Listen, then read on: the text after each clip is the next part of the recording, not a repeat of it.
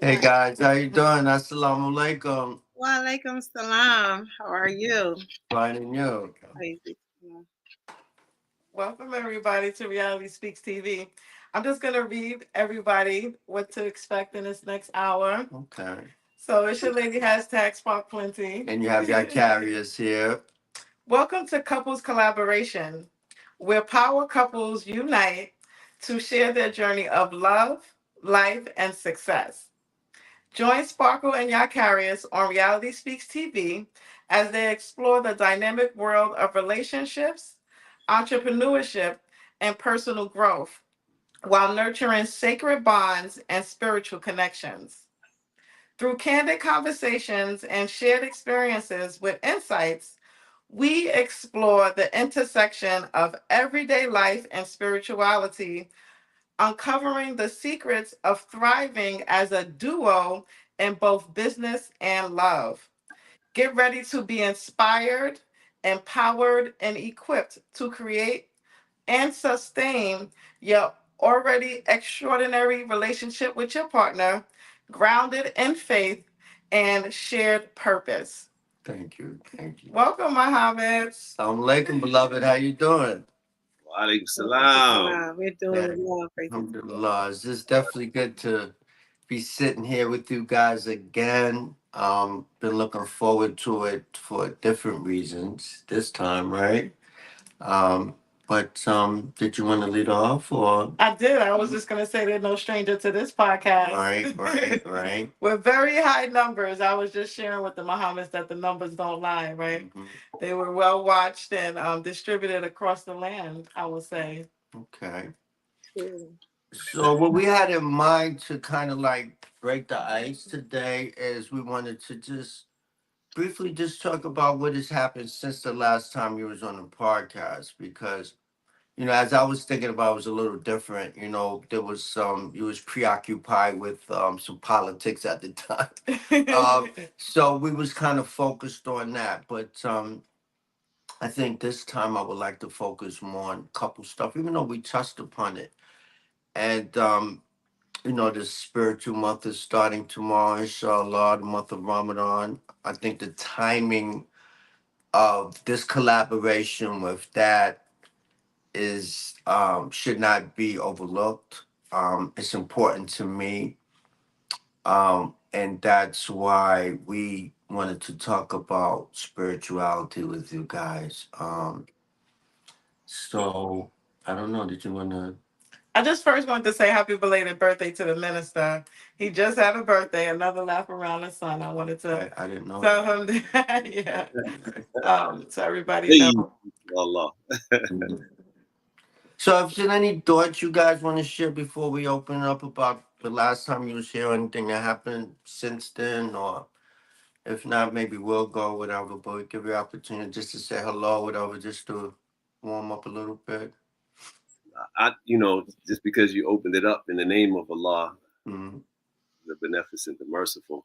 The last time we did this, we were at the apartment in Park Edge, Okay. and now we're relocated to my mother's house where I grew up at, Okay. and we're trying to make the space our own. But my mother's finger and fingerprint is on this house. Mm-hmm. And behind us, there's a picture. It's one of her favorites. And if you see, it's a beautiful black woman, older elder, and on her chest, you see footprints. And that's in the living room for everyone to see. My uncle, Joe Jose Flores, is the one that my mother's younger brother, who went through incarceration, grew up in Harlem. My mother grew up in Harlem. And while he was going through, his younger ages, he ended up in Sing Sing. They said up the river, right? Right. And as a young man, as a young black man, and she would bring pencils and pens there to nurture his drawing. He became a renowned artist all over the world. Wow. but he started off in a prison cell in a maximum security prison, coming out of Harlem, making a zip gun, and doing his little things. But look at his art. And that picture is called Stepped On and Still Standing. Mm. So I like to lead off with that. Okay. With a reminder that this life that we living in, you're gonna be stepped on. You're gonna be cursed. You're gonna be evil spoken of. You're gonna go through something, absolutely. Mm-hmm. But the reality is, if you do get knocked down, to what? Stand back up. And if you see that picture, it says stepped on, but what? Still standing. I like that. Yeah. How about you, Tioka? Just we want to give you an opportunity. I don't know if there's anything you want to add. Well, first, thank you again for having us on. So I've been following and trying to keep up, which I've had going on since.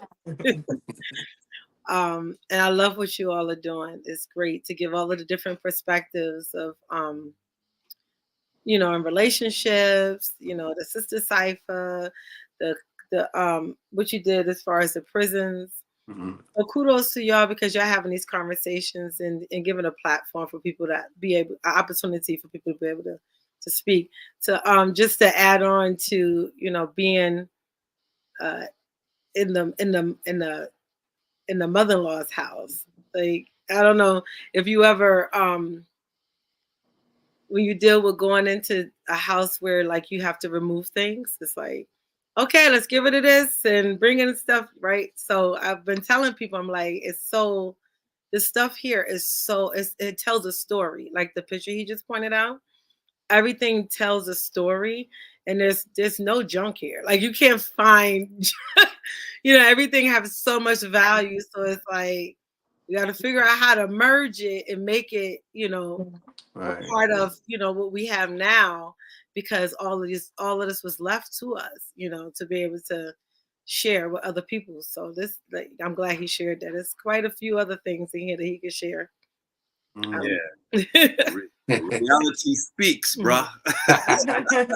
What about you? I was thinking it's like enough stuff to start a Carol L. Croom's maybe art space or a space where you could share the heritage. I think that's what's already going on at the Carol Croom Center. But I'm wondering if her symbolic thing that she left you all will it be helpful at the Carol Croom Center as a place where people can be informed and learn and get educated. Absolutely. You're on it. As I tell people, when you hear the stories that people say about her, Carol Crooms, I remind them that she used to whoop my behind. See, y'all didn't get what I got. I got a different angle on this thing. But I tell them that, I could never fill her shoes, that what she was able to do with the community, with family, with our people and others, it takes literally a village to come together to duplicate the spirit that she contained. And so I can't do it alone. So the Carol L. Croom Center or the Becker Center is a project that is open to the community. I'm just a part of it. That's it. I'm trying to do my part, But she left it there. She contributed heavily, and she left it there for us to continue the spirit moving forward. So before let me just give my little part about what has happened for me since the last time you guys were on. We've had a few couples. Uh, we're still actively not only trying to have these collaborations for other couples, but we're also at the center of it as well. And what's going on in our relationship. That's most important to us as well as helping others.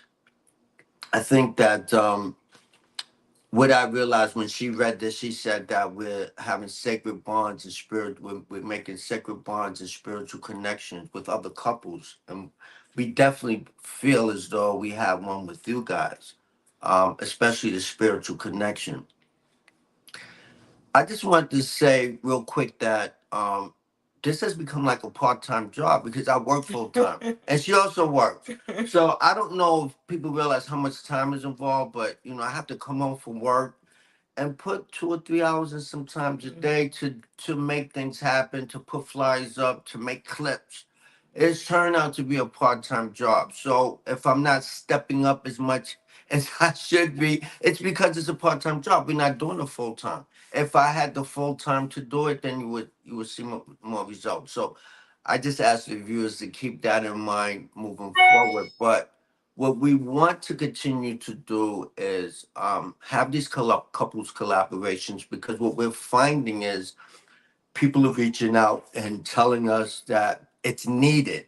When you hear words like "it's needed" and that you're doing good work, then people are taking time out, and sometimes removing their ego or whatever to communicate to us, like, keep doing, we want to encourage you to keep doing what you're doing, and we're listening.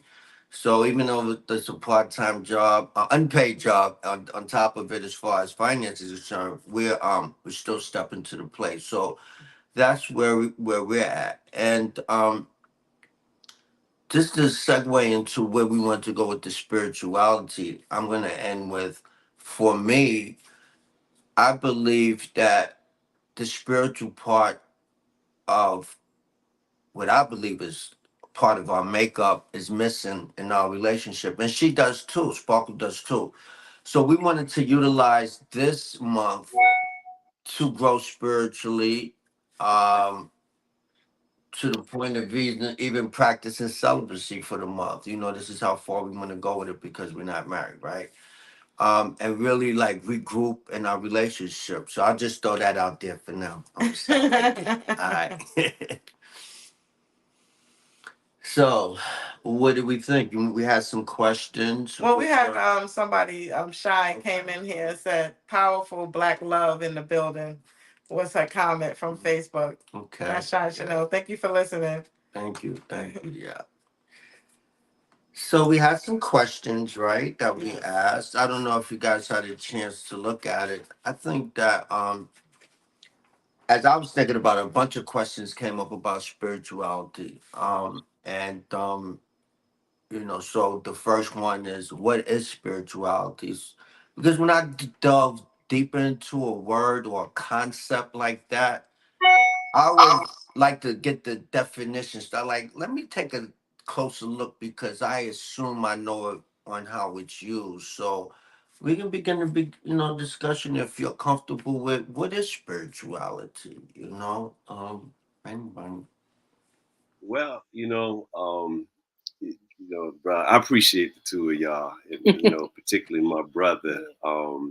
My sister brings her own whole unique remembrance of our past with a certain strength that you see is beyond her flesh in this time that we're living in. It's clear to me. And you, my brother, you bring a unique way of looking into the condition that we're in as a people. And even though you still look for sound bites of or hearing from people to say what you're doing is needed, I think just the idea of you being motivated to do this is that you're connected to your spiritual being. Um, that's how I see it. So I'm looking at two spiritual beings going through a fleshly existence. So with that said, when we talk about the time that we're entering the holy month of Ramadan, but then the Bible is what people say for the Christians and the Hebrews, and then we have the Holy Quran. So most of the time, we get our understanding of spirituality from these books. But then I've noticed that throughout my years of study, that people have been putting their own definition on spirituality. And in some cases, they've even removed the scripture from what spirituality is. And, that's okay. It's all fair game. But then you have to say, before there were these scriptures in existence, what was spirituality? I mean, so what are we dealing with? And I'm not trying to say I know it all, but the essence that I get from the scriptures and from the nature of myself is something that I heard many of wisdom say, is that we're spiritual beings in a physical body. But in the world that we're living in, that is to pass away into a new day. Those that are Christian believe that the Christ is coming and to bring us into a whole new heaven and earth. Muslims believe that the Messiah is coming to do the same thing, bring about a time of spiritual awakening. And then the Jews also are believing in the Messiah coming at the end to bring us into spiritual awakening. So when you read the scripture from that vantage point, that says that something has flipped. So when you deal with spirituality, the time that we're living in the scripture kind of say it's a 6,000 year period of what they call darkness. And they say all in Adam die, but all in Christ Jesus shall be made alive. The first Adam is made of dust, meaning the physical body. The second Adam is a quickening spirit. So if we look at spirituality in that sense, that means that spiritually we're all dead, but we're living a physical life, trying to find our spiritual self again. So that's where you go into knowledge of self. The true self is not the physical. The true self is the spiritual essence. And, you know, we just went to see the movie with Bob Marley, and it's One Love. And the big thing that stood out is he was trying to present from the Rasta understanding, I is not an individual. I is all of us in the spiritual reality as one. That's one love. So we're really in Brother Yakarious, you said, I'm used to. Well, it's like either one is good. We're gonna talk about that later down the road. Yeah. And Sister Sparkle, we're struggling to master our flesh. We're struggling through the lack of knowledge of the spiritual taking over the flesh and being in submission or submitting or making the body submit to your spiritual self. Many of us haven't even come in contact with our spiritual self yet. So in the scripture, it says whitened sepulchres, meaning that on the outside, we trying to dress this thing up to make it look really good with our, you know, our clothing or our jewelry or whatever. But it's hiding the death of a spiritual life. But when you come in contact with your spiritual self, now suffering and struggle become part of your everyday menu. Everyday menu, because now you're struggling against that which is vanity, that which is ego, that which is trying to take over and making you the center of everything and not others, particularly your significant other, your children, your family, your community, your nation. So that's where we're going. So the idea, brother, that you're doing this reality TV, reality speaks TV, is that Allah, we say in Arabic, is Rab bil Alameen. Rab means one who nourishes a thing stage after stage until it reaches its eventual perfection. So we don't have no judgment for anyone, meaning that God is moving everyone and everything towards perfection. So you're doing this, and our doing this is striving and seeking for perfection of unions, perfection of family, perfection of community, perfection of life. And with that said, it makes life a little easier, you know, when you see it from a spiritual point of view, that everybody got to go through struggle in order to become perfect. You know, nothing comes into this creation without struggle. So I'm gonna stop right there because, you know, I can keep going, bro. I need to rewind because everything that you said is good. But I did a little research today, and there are people out there that don't believe we have a spiritual makeup or that spirituality is part of our makeup. The atheists, people that don't believe in God, that don't have a belief system. Some of them don't believe that. So when I think that, the way that I want to challenge that faulty thinking is, then what do you think leaves you when we pass this physical earth? When they bury us, something is leaving us. What is that thing that's giving us life that we feel? That soul that no longer exists when that life, when our soul is taken. What do we think that's on the spiritual level? So that's one point counterpoint for those that, you know. But the other thing I wanted to say real quick is, you know, for those that have whatever you're practicing, you know, you're spiritually in tune, you have a belief in God, and that you have had situations where events occurred or blessings have come or tests have come and you've passed or you now escaped your life, whatever the case, you know at that point that God has blessed you, that He's in your life. And it's a one-on-one situation, you know, based on your belief, based on practice, and knowing that only the Lord could do this for you. When you have those type of experiences, then your spirituality also kind of transitions to another level, right? Because as they continue to happen throughout your lifetime, even if your faith decreases, you still stop and think, oh, wait a minute. Maybe that's the Lord calling me back right there because, you know, He's sending me a private message. So that's another example of how spirituality is real. But just for me, I think that's what's missing to ground me as an individual. Like you have the physical and the mental, and they always battling with each other. But the spiritual is the grounding one. That's the one that keeps you saying, no, okay, but this is the morality of it. This is the value of it. This is doing the right thing of it. That's just what I want to kind of rewind it for those that don't believe or that are atheists. Well, I know. me and you be going back and forth. I ain't trying to go there, but I mean, it's like for the Muslim, right? Mm-hmm. 1.5 or whatever billion people on the planet, you believe in Hajj. You believe that you have to make Hajj, which is to a pilgrimage to Mecca, Mm-hmm. to the house of God, right? But you already know a Muslim is one who submits his or her will to do the will of God. But that's the path that we're on to submission. So the Muslim is always working to meet with his Lord, to meet with, right? So spirituality is that you're moving from your physical realities to your spiritual reality, which is the Most High. A Christian believes or wants to be crystallized into oneness with God through the example of Jesus the Christ because he's in perfect obedience. That's another 1 point some odd billion people on the planet, right? So I'm not talking about the atheists, but I was just listening to Erica Badu, right?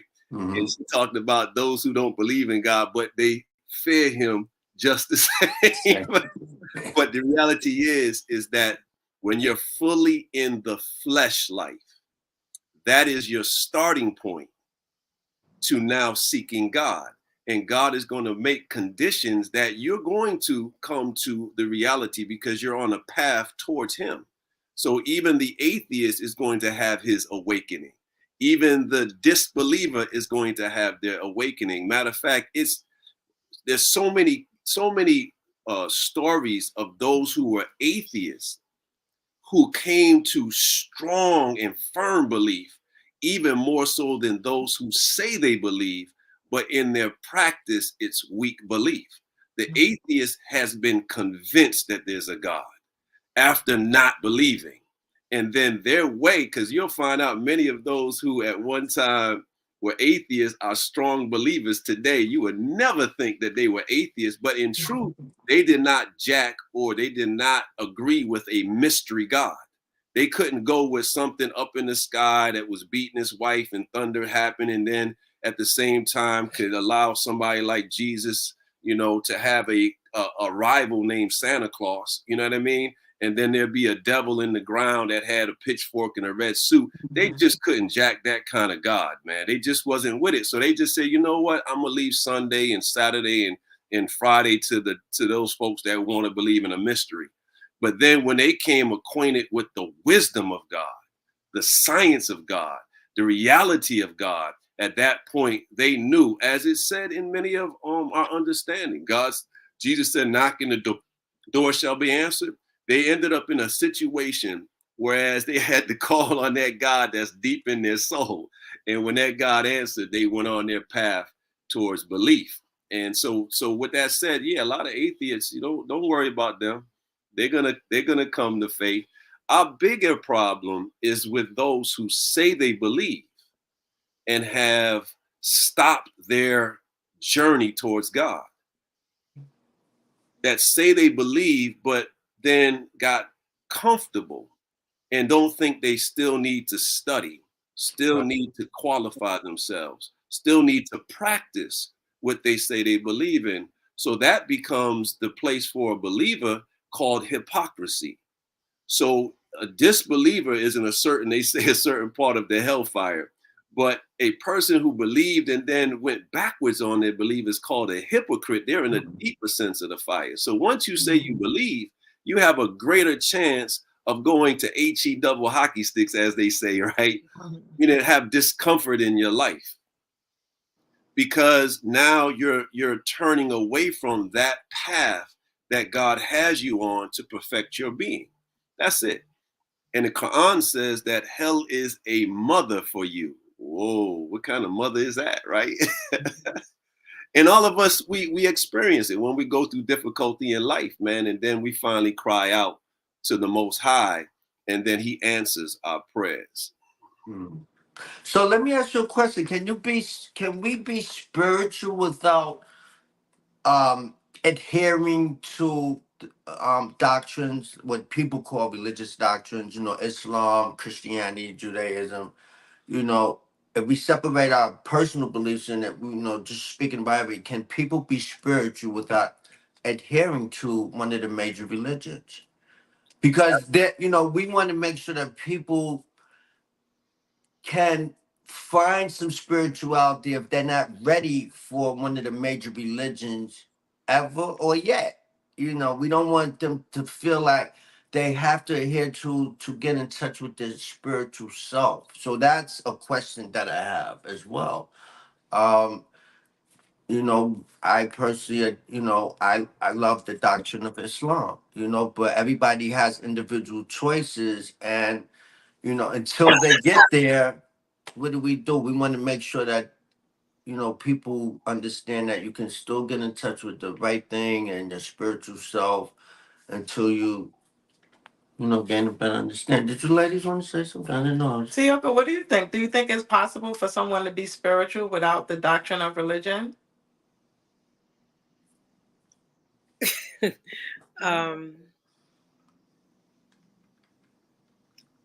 gonna use my favorite. This yes and no.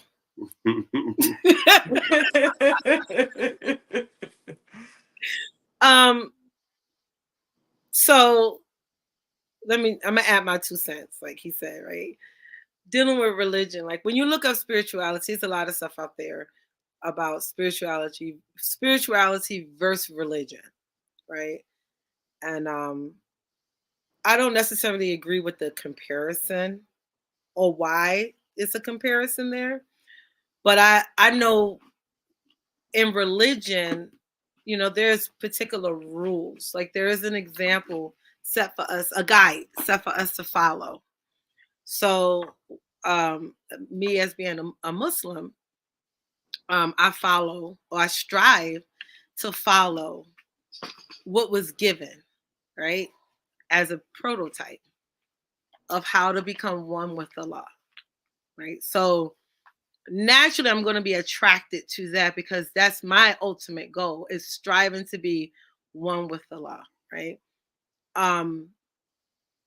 Unfortunately, I know one of the biggest problems with so-called organized religion is that you never know was Islam and was Islam or Islam or whatever, right?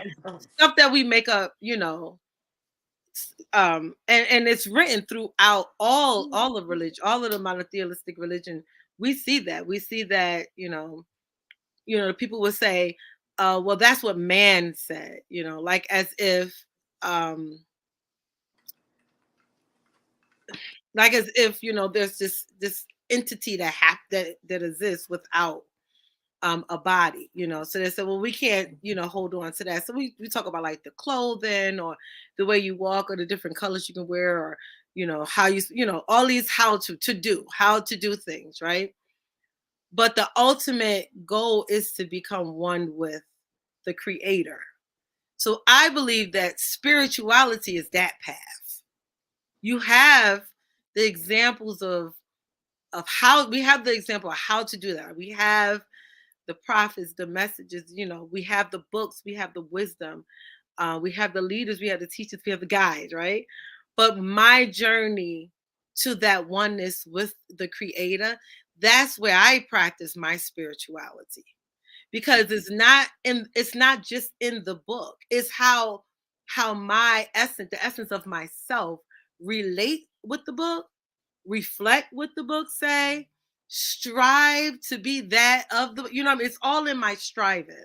So when I look at stuff that says religion versus spirituality,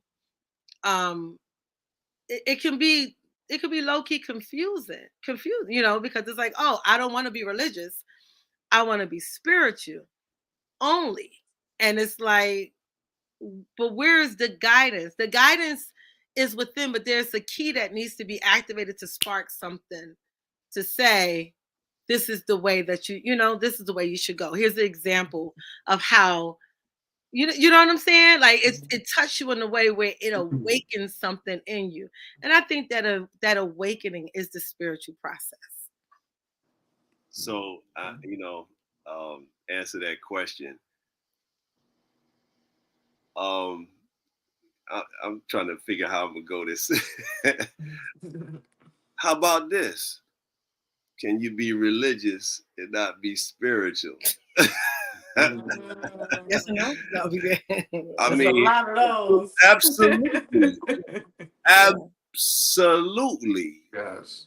Can you be spiritual and not be religious? Obviously, if that's an absolute, absolutely, you can be spiritual and not be religious. But the thing is, the religious is the practice stuff, right? But but there's everything has a foundation, right? So you could be religious. Can you be religious and not be spiritual? Those are people who he talked about a minute ago, like you put on the garment, you put on whatever, everything, and you go to the churches, you go to wherever, you go there and you perform the ritualistic understanding, right? But there's an empty vessel there, right? But on the spiritual side, the reason why I say yes and no is because what resonate with you, what awakens the God in you, right?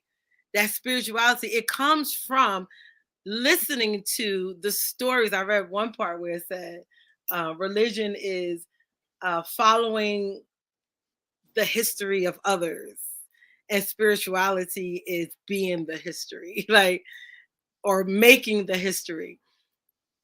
But we have that history, we have those examples for a reason. So I mean, unless we're saying when a person is born, they're born with the spirit. Yeah, they're a person is born, they're born in submission to Allah, right? And then there's other things that change them. If we're talking about that, I could say yes or no, definitively.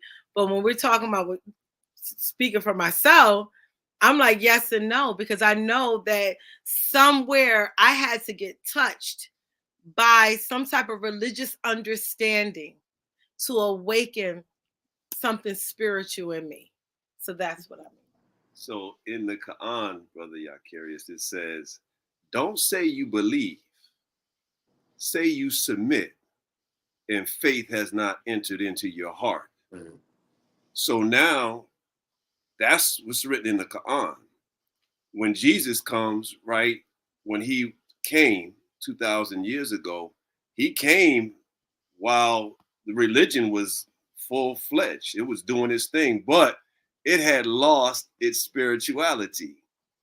Take it or let it alone. He came in the world, and one of the big things that they had an issue with him, why are you doing this on the Sabbath?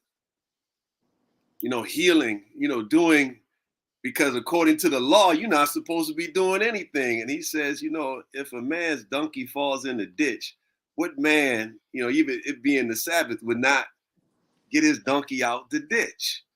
But what he was doing was breaking up the dogma, breaking up the letter of the law, and then trying to bring them into the spirit. The Sabbath is not made, the man is not made for the Sabbath. The Sabbath is made what? For the man. So he was laying down spiritual principles that we had got caught up in religious actions that was producing hypocrisy. And so when he came into the world, they killed him. And then the Quran and even the Bible record that when men of God come into the world spiritually trying to teach the people, those in the religious dogma, they actually are the ones that seek to take his life. So at the end of the story, Muhammad, peace and blessings be upon him, sallallahu alaihi wasallam, he said that in the end days, Mahdi and Messiah are coming. A new day comes after them. Jesus of 2,000 years ago said he's coming back, or there's one coming in his name to bring about something new. And even when it comes to the Jewish traditions, they see someone coming at the end of time. That obviously the religious part has failed. It has not woken up the man or the spiritual part of the individual, whereas it's going to take a direct man of God that comes with a particular quickening spirit that pulls us away from the fleshly Babylon kind of existence of vanity, and then brings us back into our right mind, I guess you could say.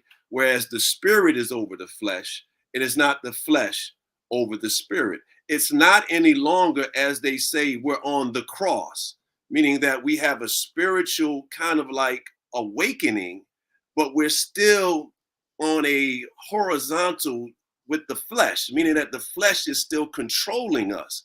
And that means we go through a constant battle in life. Our mind plays tricks on us, right? We're literally fighting ourselves. That's one of the beauties of Ramadan. In the prisons, and I say Ramadan because the Christians have a fast. Every culture has a fast in it. But the thing about a fast, particularly in the prisons as a chaplain, brothers that come from the worst conditions in our communities that you would think will never get life again, you know what I mean, come out of that mindset. Even they don't even believe they can come out of the mindset that they were in. But they do through conditions. But one of the things that really would touch me is to see a brother fast.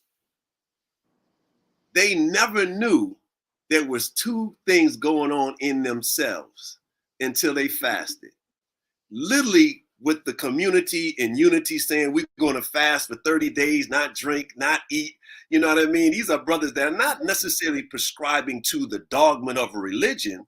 They're prescribing to the unity of the brotherhood. And they say, we're going to fast. All right, no food, no drink. We're going to stop the cussing, stop the acting up and stuff during this month altogether. And then literally when they go that first day without eating, something else comes up and says, oh, no, you're not. You eating, man. They never were acquainted with another voice. They were never acquainted with something that has directed their life in wickedness and evil and wrongdoing until they actually challenged the flesh. Meaning that they said in their mind that I'm not eating, I'm not drinking, I'm changing who I am for this time period in front of the brotherhood. But then in their private life, in their privacy, something else started talking to them. Oh, no, you eating today, man. Forget about them Negroes. You know what I mean? Yo, you could. So another voice that they never were acquainted with started to speak to them. But then they start to find out that's been the voice that has been guiding them all of their life. Brother Courtney, You're a hard guest, bro, because I don't want to interrupt you, but we're running out of time. And there's a couple of important questions. Did you want to read some comments? But you're a hard guest. Love what I'm saying, because I don't know when to interrupt you after you say some good things. But I want to ask about how we're going to read some comments. But before you go, I have to know how spirituality has helped your relationship. That's the next question. So Utica Royalty says, so true. While we were dialoguing, and thank you for listening, Utica Royalties. We also have Bianca McDonald who's been listening. She says, blessings, beautiful people. And I know she's a very devout Christian. So I love the fact that she's tuning in and she's tagging everyone. So she put add everyone on her list to listen in to this. Mhm. So I love the unity and solidarity. And then Warren Streeter says, excellent dialogue. I just want to take the time out to tell everybody thank you for listening and tuning in.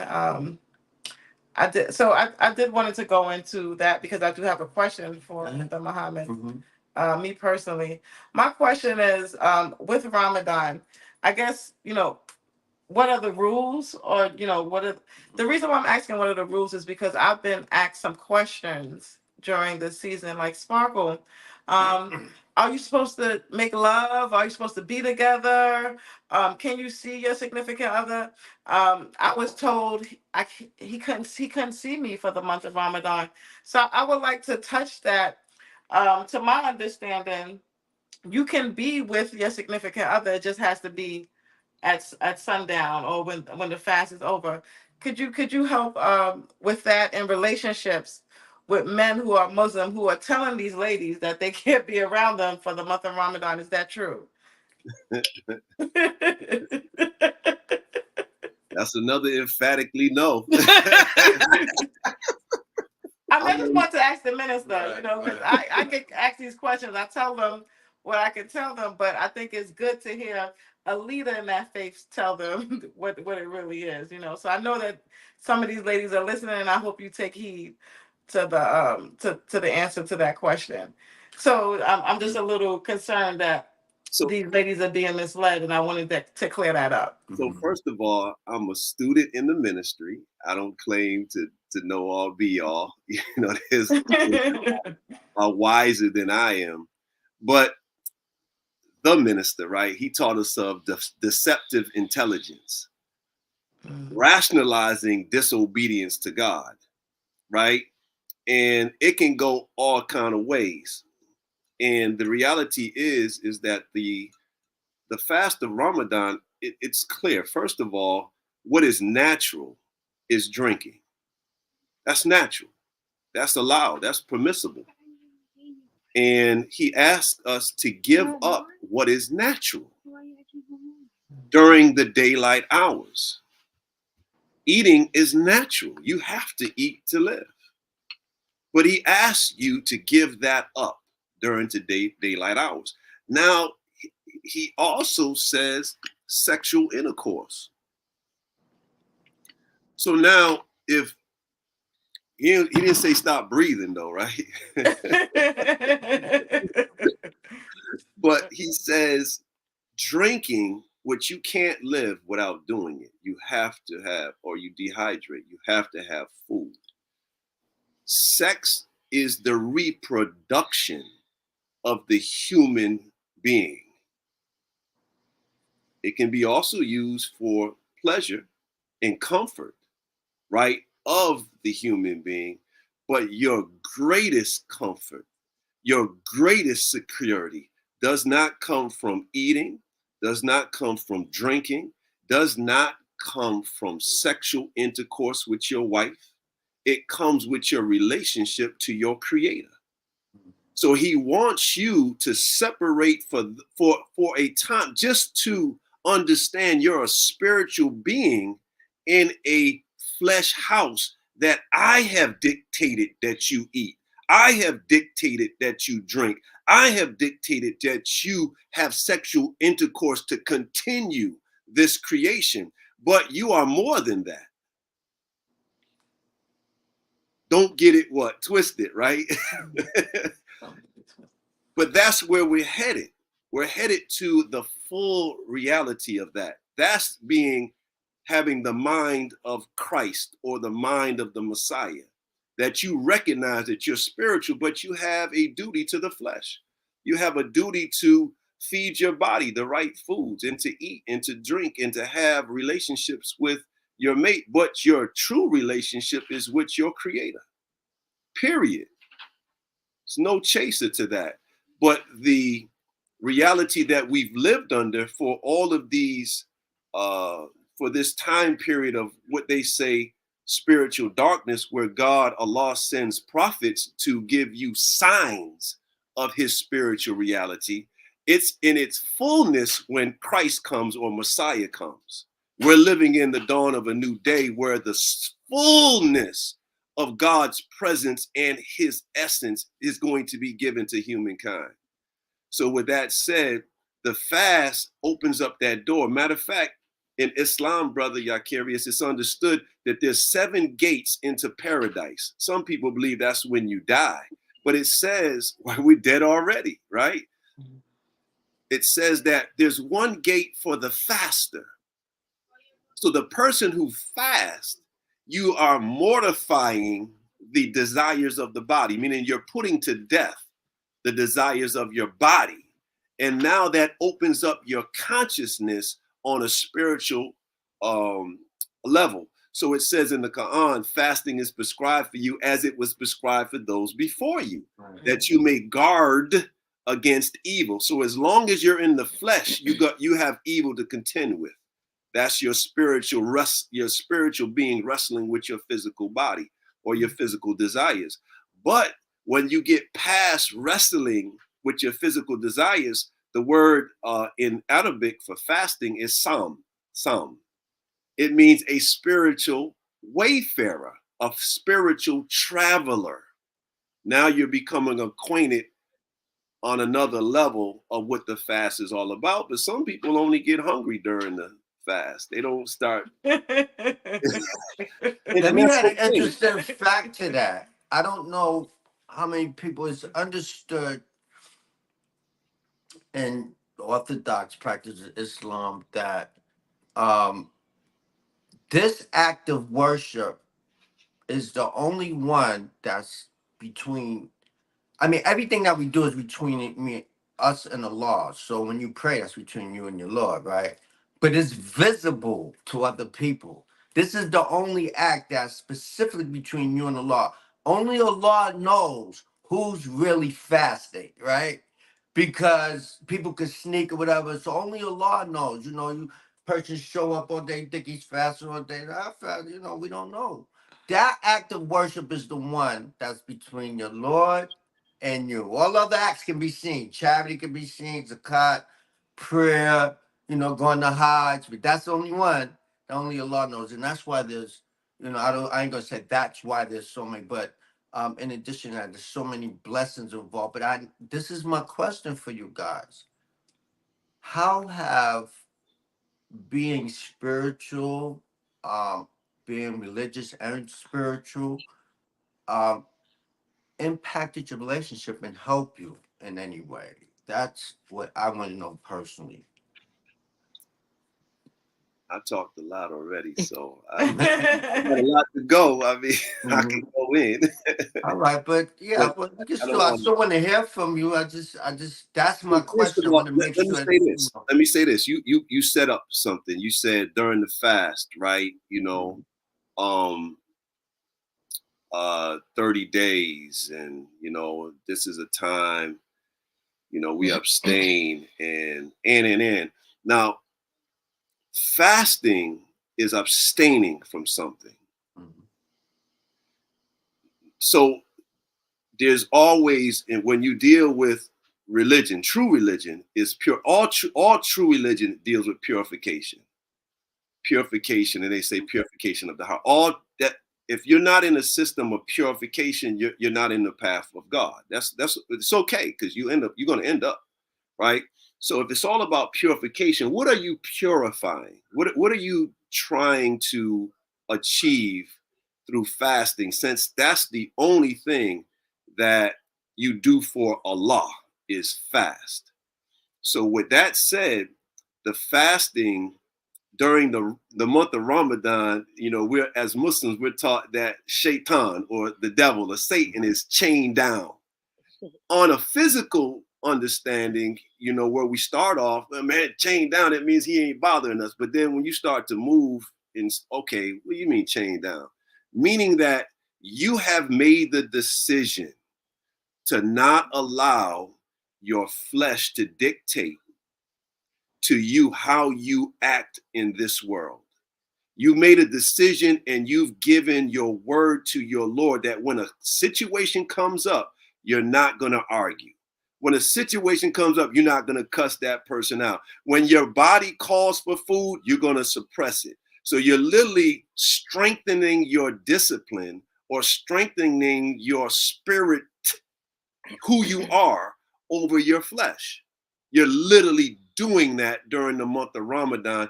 Unfortunately, Satan says, I'm going to get it all back once Ramadan is over. I'm going to send you right back to your flesh. I'm going to do you. No, so it's literally saying that your flesh needs guidance, because your flesh can also guide, but it only guides according to its personal desires. It is very manipulative. It can fake it. It can fake the funk. It can make things around it believe that it's with, but they're only doing it for themselves, because they don't believe that anything outside of themselves is going to give them anything. They don't believe that anything outside of themselves is really looking over them and is guiding their life. They believe it's all them. So they have to manipulate. They have to deceive. They have to do all of these. And we all do it. But it's not the true self. It's the flesh in control over the true self. So with that said, our real fast is not necessarily giving up food, drink, and sexual intercourse. Our true fast is giving up the direction of the desires of the flesh, and lining back up with God's desires. So I've watched brothers stop cussing during the month of Ramadan, stop smoking during the month of Ramadan. Right. Stop getting into arguments during the month of Ramadan. They literally put their spirit over their flesh. Many of us, we don't learn from the first, second, third time that that's what we're doing, but we're literally putting Allah first, or God first, in our life. And then you get a certain sense of peace. Instead of reacting, responding, and going the way that we used to go. In the fast, actually abstaining from food and drink help you to do that. Because like I said, if you're not feeding your flesh, in this hadith by the Prophet Muhammad, peace and blessing be upon him, that say that when you feed your stomach, it's like allowing Satan to course through your body. That the food that you take in for life to sustain the physical life, it absolutely brings to life another mind in you that brings about appetites of the flesh. So when you fast and you abstain from food, you put more control mechanism on your flesh. So with that said, bro, how did that help our relationship? Meaning that I believe my fasting, along with my desire to read scripture, I didn't just read Quran. I read Quran, I read anything that comes from the Most High. In any culture, any race, any people that have something from the God, I read. The Quran just is my principal book, and it kisses and it complements the truth in the Bible, the truth in all of the other books that have come to man from the Most High. It complements those things. Things that it doesn't complement, I leave them aside. Men have gotten in and rewrote it. But my spirit, in many cases, I believe, by striving to live according to that book, has helped me to discern things. Doesn't mean that I don't have a cross to bear, Brother Yakarious. It just means that I choose to put my spirit over my fleshly desires. And that has helped me not to get into arguments, not to go astray in many ways. That's all it is done, but it doesn't, at the same time, there's a humility that comes with it.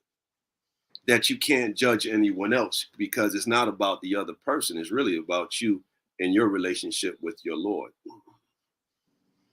I want to go back to what you said about Satan being, or Shaitan being locked up during the month of Ramadan and chained up. So there's something in Islam called ijma, right? And that's basically a logical deduction after you go through what Allah says in the Quran, and you look at Hadith, and and you see what the scholars say. If there's no answer with that, we do this, our own logical deduction.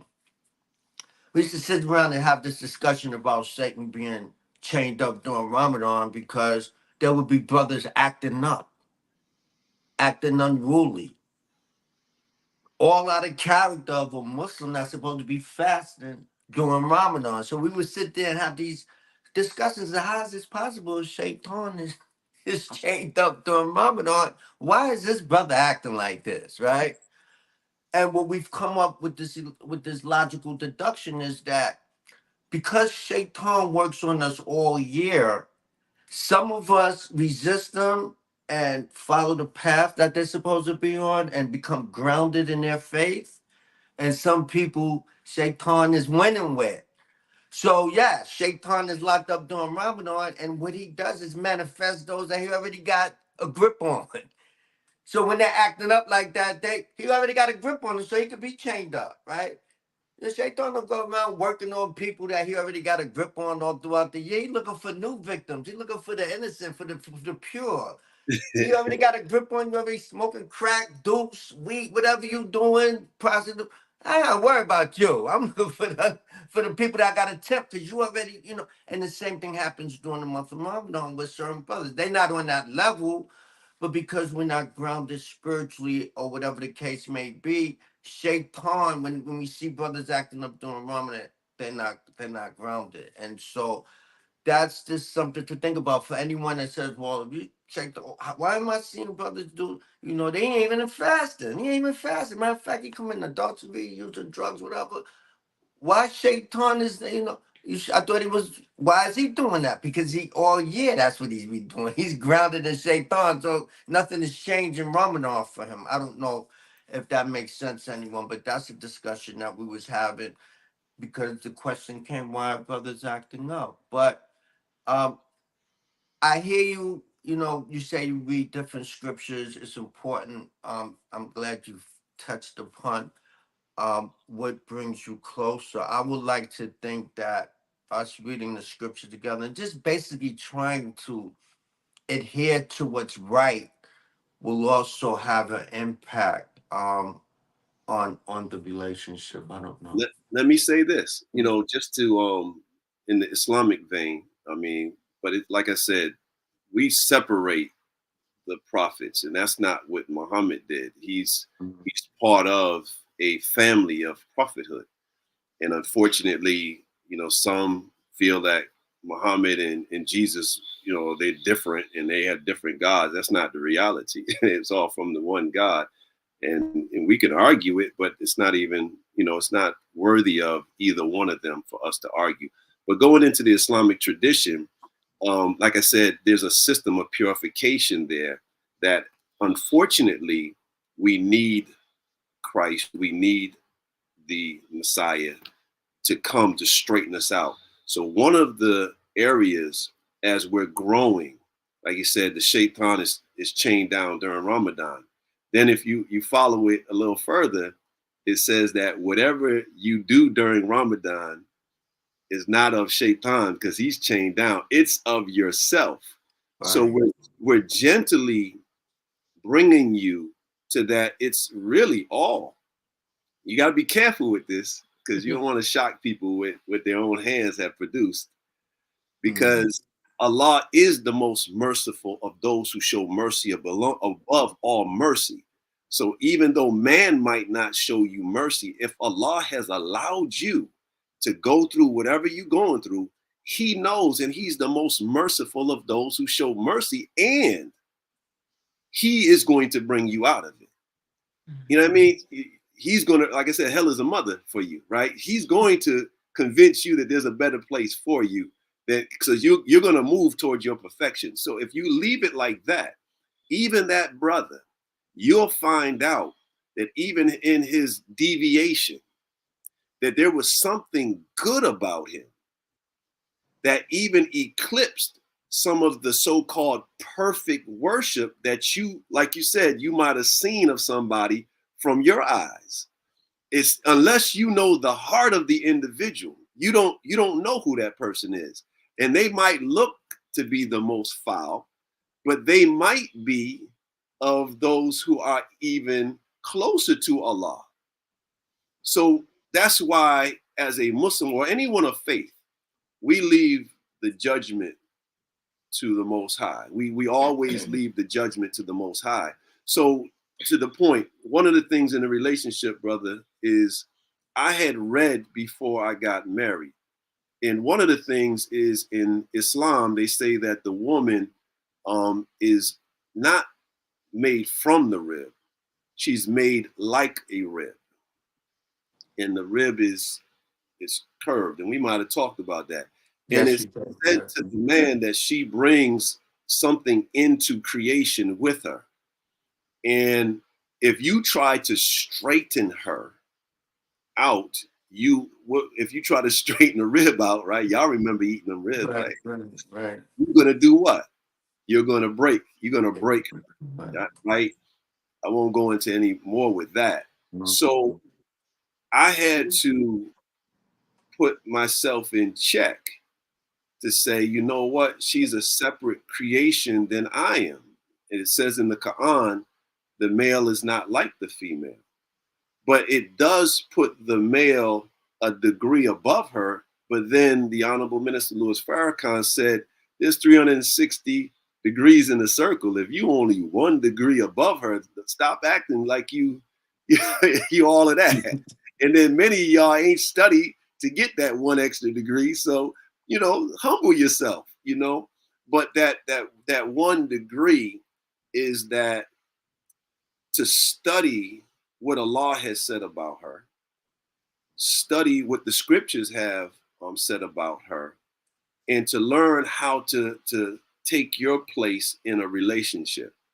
And I think that's what has allowed me to continue. Then I was fortunate. Not everybody is, taking it. I had a mother and father in the home. And the relationship was extremely, in the eyes of the children growing up, it didn't match what we were seeing coming out of Hollywood, the romance. It didn't match, the Valentine and the hearts and the chart. It didn't match none of that. You know what I mean? The so-called affection and all of that stuff. But what it did do, it laid a foundation which represented love, meaning sacrifice. And that was part of a seed that was placed in me that, you're going to go through something. But what's more important is the life of the children, is the life of the community, is the life of the nation more important than your particular, wanting to be like Hollywood?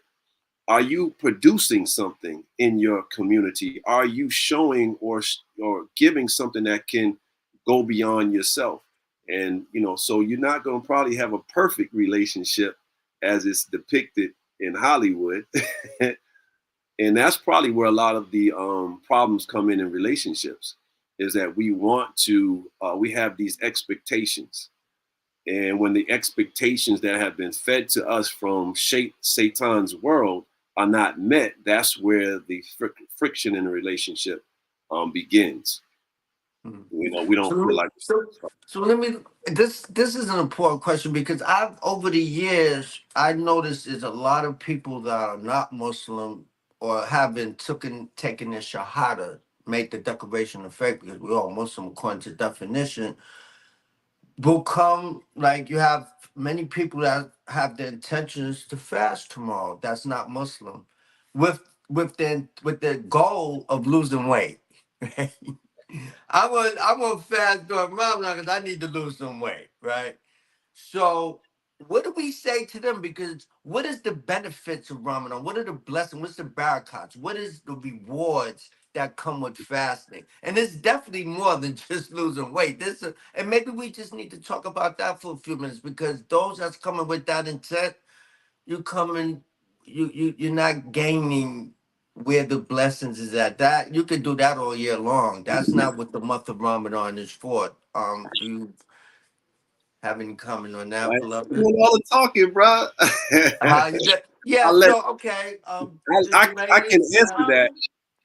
Well, the only thing that I can say about that is that somebody that comes in with one intention might leave with another, because Right. There that's you how go. I feel like God Mm. works too. You know, so you're like, okay, so I'm gonna do this to lose weight. Whatever you're doing during that holy month, I think it takes a big discipline to do it. Just to do it, just to lose weight. Mm-hmm. What's gonna end up happening is when the person is to themselves or have a moment to themselves without eating, without water, that spirit is going to be upon them. I feel like, they might start out saying I'm doing it for losing weight, but something about them is going to be identified. We talked, Courtney talked about it already, about the inside of you being an enemy. I always feel like that. Me being a poet, a person that uses words, the enemy is the inner me, right? So whatever I'm battling with is already inside of me, is not outside of me. So if somebody else I see giving me energy or talking to me a way, or showcasing their behaviors in a way, what I don't like about it is most likely what I don't like was in myself laying dormant. I just wanted to say that. So their intentions might start out as wanting to lose weight, but I feel like somehow, some way, that spirit is going to come into them where they're going to identify something about themselves, whether they need to change their lifestyle to live longer if they want to live on this plane. But to do anything during that holy time, I feel like it's going to be more than what they intended for. So Absolutely. to be clear, in case people don't know, because you said you was doing that, I will say that in case you don't know, the month of Ramadan is when the Holy Quran began to be revealed, and there's a certain night um, in this month, in the last 10 days, um, and the Muslims search for this night to pray on this particular night to catch it, to receive the blessings of 1,000 months. But all the deeds that we do during this month is increased 10 times or more with the blessings that we do. So the praying, the remaining from the fast, the good deeds, the charity, all the good that we do, feeding people, giving, making sure people are eating while we're fasting. Just the prayer, everything is increased in the blessings that we receive during this month. And just the feeling of the fast, you could feel the spirituality, because you're not bogged down with this food in your stomach. You're fighting this urge to put food in your stomach, which not only gets us sleepy, but puts more work on the organs, which is it's just something. And I've experienced every year an interesting thing during Ramadan, and I'm just going to share this real quick. A couple days, Wednesday, that just passed, the axle on my car broke.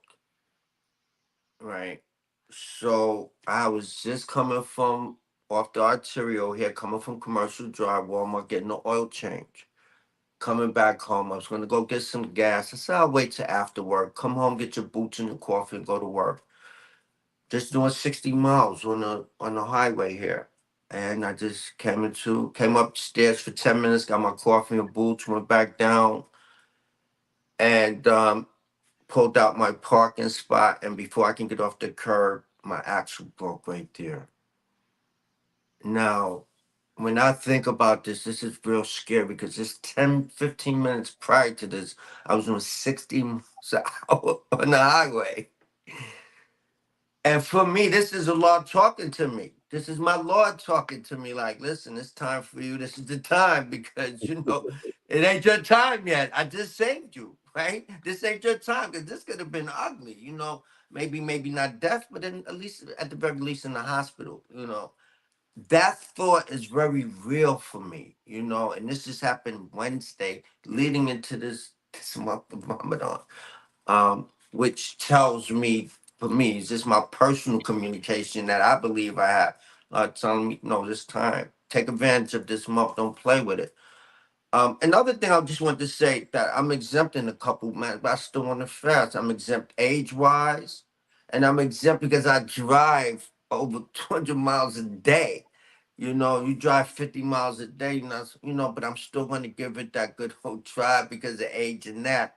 I don't want to make no excuses. I want to get the benefit, but there are some exemptions, and I have two of them on a daily basis, except for the days I drive. But I'm always my age. But and there's exemptions. A lot of he makes this faith easy for people. If you take a medication, you can feed a person, still get the same rewards if you're incapable of physically fasting or whatever the case may be. If it's that time of the month for women, right? You don't have to fast. So feed somebody, you still get the same blessings. It's not difficult. It's not as rigid as people think it is. But I just want to share that right there with you guys. And And, Tioka, I believe Yes. Mm-hmm. Tioka wanted to add Mm-hmm. some dazzle to the conversation. Well, they said everything. It was a lot of information that y'all shared. I hope the listening audience got something out of it. But I would like to, if we almost ended, I would like to definitely end with, one of my favorite things about Ramadan is, besides everything that y'all all name, is reading the Quran together. Um, I first of all, when you read it together, it goes by faster. um, I'm especially miss reading the Quran this year with my daughter. That's away at college because boy, she would read it and really put like character into it, and it really brought the Quran alive. Listening to her voice. Why So do I look you read the forward. Quran though during Ramadan? So the Quran is broken down in 30 parts.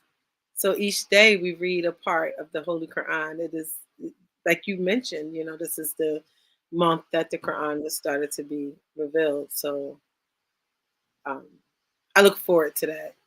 Right. I just wanted to make sure that I emphasize what you were saying and that it's clear that we are strongly encouraged to read this book yes. during this month, right? Yep. And it's broken down into 30 parts.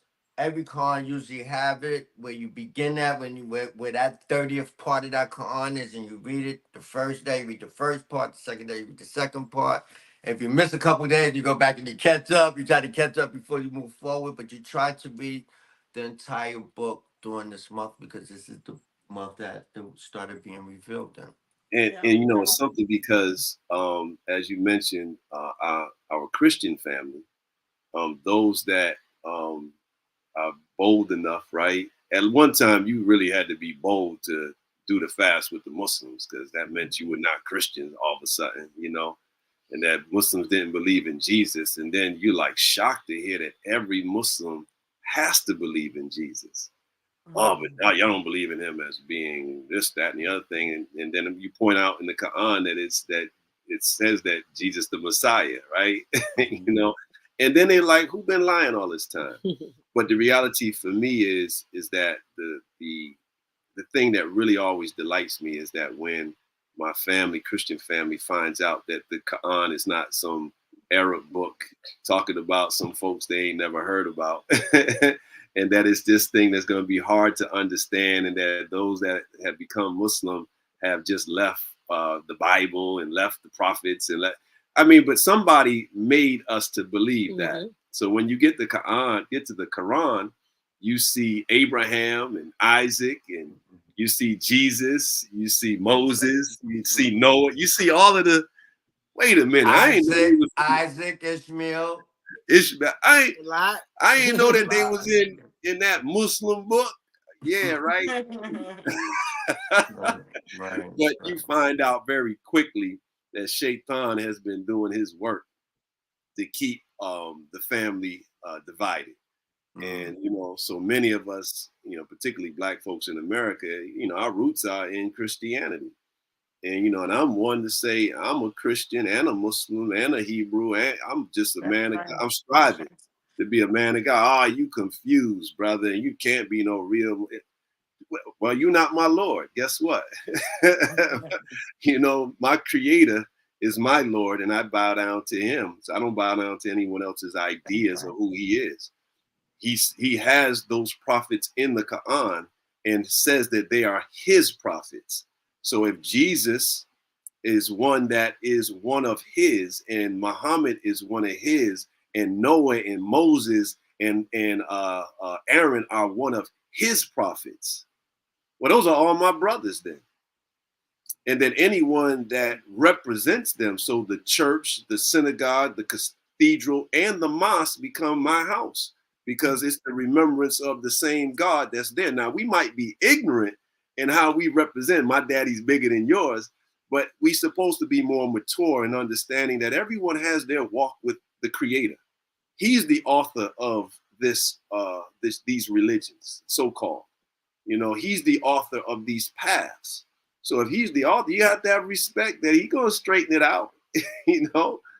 And don't think because you a Muslim that you better than a Christian, because you might not yet be a Muslim. And don't think because you're a Christian you're better than a Muslim. You know, I mean, it's not for you to make that decision. It's up to the one who have laid out the paths to make that decision. That's just my take on it. And yes, I strive to invite people to not be afraid of the Quran, not be afraid of the practice of the Muslim, because anything that I like, you know, that's good, I like to share it. That's it. There's no compulsion. There's no stress, no pressure on anyone. You're free to decide however you want and however Allah or God allows you to grow. So with that said, giving freedom is what true religion is supposed to do, not to make you a slave. Only slave you can be to is to the Most High, and that's our nature. So I heard a verse in the Quran the other day that I've heard a bunch of times, but it pretty much says in loose translation that Allah Ta'ala created the sun and the moon and without any pillars that we can see to hold it up, right? And they're suspended in the sky. And then what he did was rise above it to the seventh heaven, right? Not to make this complicated, but the fact that there's no pillars holding the sun and when I think about it, we can't get past the sun, and he rose above it. Like the sun is so powerful and so blinding and so, that's like a sign. Like we're trying to see and understand the law. We can't even get past his creation, which is the sun, the blinding. We want to see Allah and understand him, and that's the difficulty because he's showing us like I created this and I was above it. You can't even get past this. You want to see me and understand me. You don't even understand this and the power of this. So I'm saying, and I just wanted to add that particular sun that gives life to everything on this earth, it doesn't discriminate, right? It doesn't care if you Christian, Muslim, Jew, Buddhism, atheists, because of his mercy, he makes sure that everybody eats from the proteins and everything that this sun does to help us live and sustain ourselves. There's no discrimination, there's love for everybody. We as humans are the one that separate ourselves from it, from the oneness of the Lord, because he's only created one creation, is one set of trees that give out oxygen. They oxygen for you, and I got a separate set of oxygen with A, B, or different numbers. No, we all breathe in the same air in the same sun, from the same Lord, from that oneness that you were talking about, the one that sent all the prophets, because there's this oneness. So I Now just check, want to point that out. Mhm. now check this out, right? Sun, right? SUN, right? And sun, SON, right? And then, the Messiah has a ministry of love, right? Now that's kind of unique because the prophets had ministry of law. But then you pointed out a son that is in complete submission to the law in which God has created it under, so it's able to give life. So the SUN of God, right, and the SON of God are in perfect submission to the law in which they were created. Mm. So the Son of God, meaning spiritual sons of God, will be able to give life to the dead. So anything that's dead on the earth, the dead of winter, when the earth on its axis moves a certain way, the dead of winter gives way because the sun's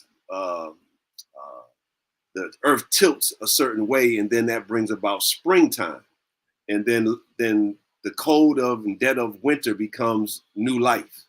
So the spiritual son of God is the same way. It's a power so great.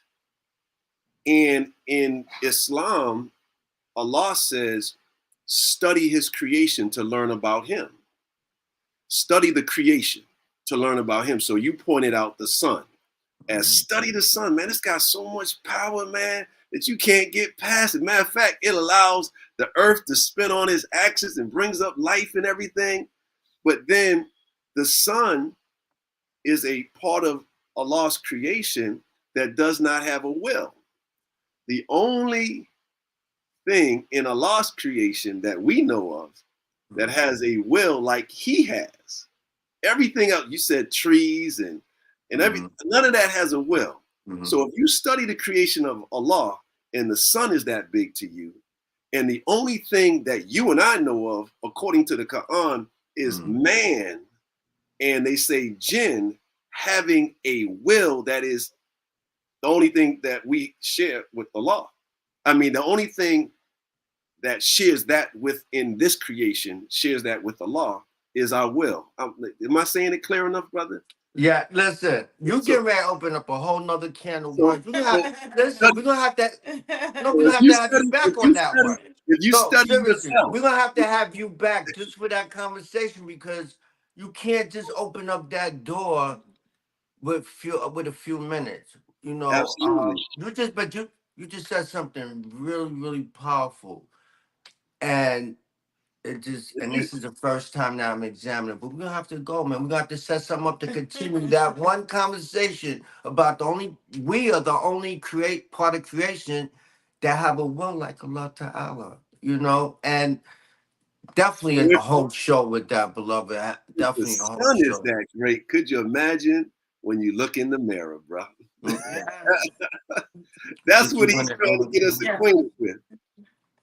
I just wanted to encourage and inspire everyone who's listening to try, because I feel like there's something special about this time. We call it Ramadan in our faith, but I just think that there's something holy going on in general, period. If you can feel it instinctively, you don't have to necessarily believe, right? In something, you just have to know that you yourself is striving, you yourself is trying. So I encourage everyone who's listening to try to be absent of something that you are not that desirable, that's something undesirable about yourself, whether it's your eating habits, whether it's with your gambling, whatever you find undesirable about yourself. Try over the next 4 weeks, over the next 30 days, to be absent from it. Just try, because you're trying. Your intention is enough. You are striving. So strive, even with your thinking. Change the way you think about yourself, because it is about yourself and it is a sacred bond with whatever you believe. I'm just asking everyone to believe in themselves and change the way you think about yourself. Be gentle with yourself during this time. Speak kindness to yourself during this time. And if attributes of shaitan, lead by example and show them how you are under these times. I just I'm calling everyone to just polish up themselves. They say spring ahead or spring clean. Clean yourself from the inside out. Be righteous within. And that's what I would like to leave to our listeners. And I want to say to my brother Vaughn, Madawan, peace to you too. I think we don't overstand.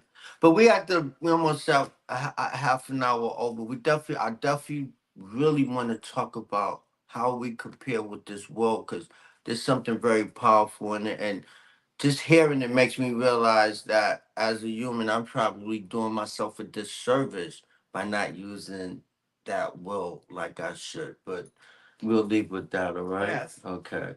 Reality Speaks TV, real people With real talk. in real time. Thanks for your time, guys. Man, it went so fast, man, you know, but definitely part 3. Yes. Inshallah. Good night and Thank happy you. Ramadan. Yeah. Ramadan Mubarak, too.